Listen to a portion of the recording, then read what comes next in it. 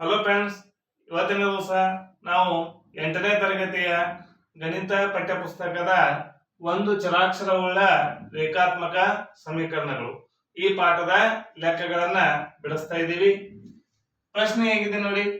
ಕೆಳಗಿನ ಸಮೀಕರಣಗಳನ್ನು ಬಿಡಿಸಿ ನಿಮ್ಮ ಉತ್ತರಗಳನ್ನ ಪರೀಕ್ಷಿಸಿರಿ.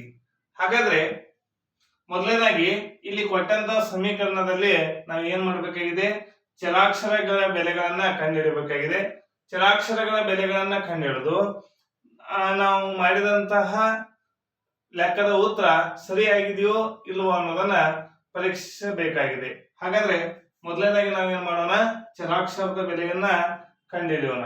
ನೋಡಿ, 3x 2x ನೋಡಿ, ಇವೆರಡು ಬೀಜ ಪದಗಳಾಗಿದ್ದಾವೆ. ಹಾಗಾದ್ರೆ ಬೀಜ ಪದಗಳನ್ನ ಒಂದ ಕಡೆ ಬರ್ಕೊಳ್ಳೋಣ.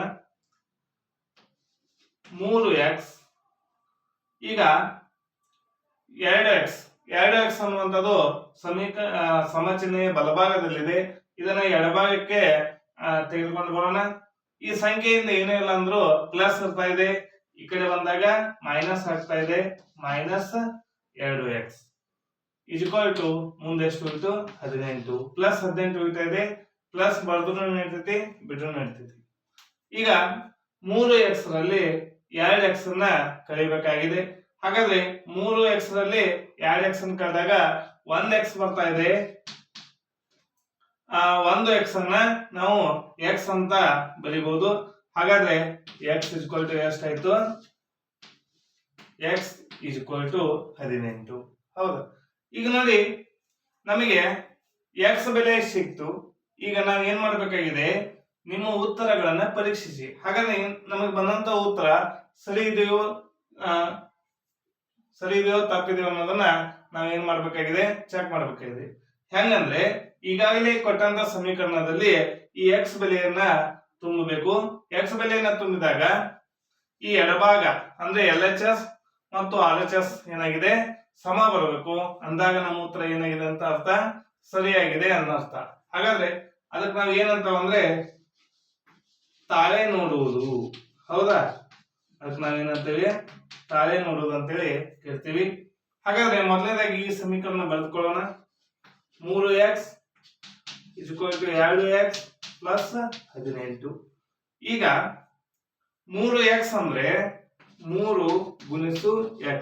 ಹೌದಾ? 3x ಅಂದ್ರೆ 3 ಗುಣಿಸು x. 2x ಅಂದ್ರೆ 2 ಗುಣಿಸು x. ಇದನ್ನು ಬ್ರಾಕೆಟ್ದಾಗ ಬರ್ಕೊಳ್ತಾ ಇದೀನಿ. ಮುಂದೆ ಪ್ಲಸ್ ಇದೆ, 18. ಹೌದಾ? ಈಗ x ಅಂದ್ರೆ ಈಗಾಗಲೇ ನಾವು ಕಂಡುಹಿಡಿದಿದ್ದೇವೆ 18 ಅಂತೇಳಿ. ತುಂಬೋಣ. 3 ಗುಣಿಸು 18 ಬ್ರಾಕೆಟ್ ನಲ್ಲಿ 2 ಗುಣಿಸು 18 ಪ್ಲಸ್ 18. ಈಗ ನೋಡಿ, 3 ಗುಣಿಸು 18 ಅಂದಾಗ 18 ಮೂರಲೇ ಎಷ್ಟು, 54. ಈಗ ಬ್ರಾಕೆಟ್ ಬಿಡಿಸೋಣ. 18 ಎರಡ್ಲೆ 36 ಪ್ಲಸ್ 18. ಈಗ ಇಲ್ಲಿ ಎಷ್ಟು ಬಂತು, 54 ಇದೆ. 6ಕ್ಕೆ 8 ಕೂಡಿಸಿದಾಗ 14, ಕೈಲ 1 1 1 2 2 3 5. ಹಾಗಾದ್ರೆ ಎಡಭಾಗ ಎಷ್ಟಾಯ್ತು, 54. ಬಲಭಾಗ ಎಷ್ಟಾಯ್ತು, 54. ಹಾಗಾದ್ರೆ ಇಲ್ಲಿ ಏನಾಯ್ತದು, LHS ಈಕ್ವಲ್ ಟು RHS ಅಂತೇಳಿ ಬರ್ತಾ ಇದೆ. ಅಂದ್ರೆ ಎಡಭಾಗಕ್ಕೆ ಬಲಭಾಗ ಸಮ ಆಗಿದೆ. ಹಾಗಾದ್ರೆ ನಾವು ಕಂಡಿರುವಂತಹ ಉತ್ತರ ಏನಾಗಿದೆ, ಸರಿಯಾಗಿದೆ ಅಂತೇಳಿ ಈ ರೀತಿಯಲ್ಲಿ ನಾವು ತಿಳ್ಕೊಬಹುದು. ಈ ವಿಡಿಯೋ ನಿಮ್ಗೆ ಇಷ್ಟ ಆಗಿದ್ರೆ ಲೈಕ್ ಮಾಡಿ, ಶೇರ್ ಮಾಡಿ, ಸಬ್ಸ್ಕ್ರೈಬ್ ಆಗಿರಿ. ಇವತ್ತಿನ ದಿವಸ ನಾವು ಈ ವಿಡಿಯೋದಲ್ಲಿ ಮೊದಲನೇ ಲೆಕ್ಕವನ್ನು ಬಿಡಿಸಿದ್ದೇವೆ. ಮುಂದಿನ ವಿಡಿಯೋದಲ್ಲಿ ನಾವು ಎರಡನೇ ಲೆಕ್ಕವನ್ನ ಬಿಡಿಸೋಣ. ಆ ಲೆಕ್ಕಗಳನ್ನು ಕೂಡ ನೀವು ವೀಕ್ಷಣೆ ಮಾಡಿ ಅಂತ ಹೇಳ್ತಾ ಇವತ್ತಿನ ದಿವಸ ಈ ವಿಡಿಯೋನ ಮುಗಿಸ್ತಾ ಇದ್ದೀನಿ. Thank you.